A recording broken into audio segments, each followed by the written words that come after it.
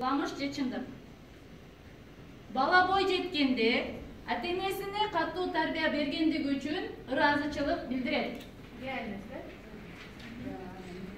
Ар кимдин өзүнүн ою. Өзүнүн оюн, бири-бирибизди эметпейбиз. Ар ким ар. Эртең бул демеге кайрылабыз. Эртең бул нерсеге кайрылабыз да. Мне кажется, өзүбүздүн балдарыбыздан эметиле элек.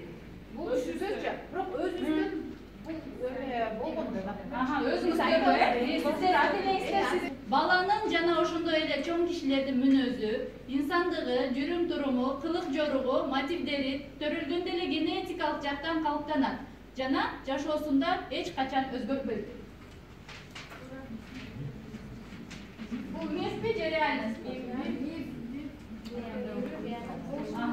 Хорошо, ар ким ар кандай ойлойт, унутуп койгон. Апасын өзүнө алыстаткан, керек болсо жаман сөз айтканга чейин барган бала өзгөчө оор мүнөзгө жана мунун баарын ал атайлап жасайт. Мисалы бала барып бирдекени айтып койсоңор жинденип, мындай эмоциясын көрсөтүп ушундай учурлар болот го?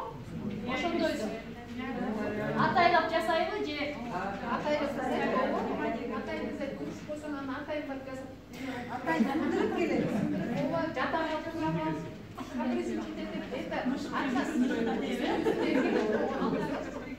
Хорошо. Жана камкөрүү бала үчүн жакшы. Интернат? Мисалы, кээ ата-энелер деле бар, балдарды интернатка берип коет. Например, Манас түп эмесине деле Анадолу ушундай сыяктууларга берип коет, тарбия алсын деген сыяктуу да, ошондойлор. Интернатта өсүү жакшыбы, бала үчүн жакшыбы, кандай ойлойсуздар? Жакшы эмес. Өзүнчүл болмак. Элинен деп ойлойбуз да. Баланын өзүнүн элинен. Гимназия, лицейде окуган балдар деле өзүнчүл боло албай, эчтеке оокат кылбай. Хорошо. Баланы кичинекей кезинен тарта колдоо, келишинче өнүктүрүш керек. Колдоо келишинче өнүктүрүш керек.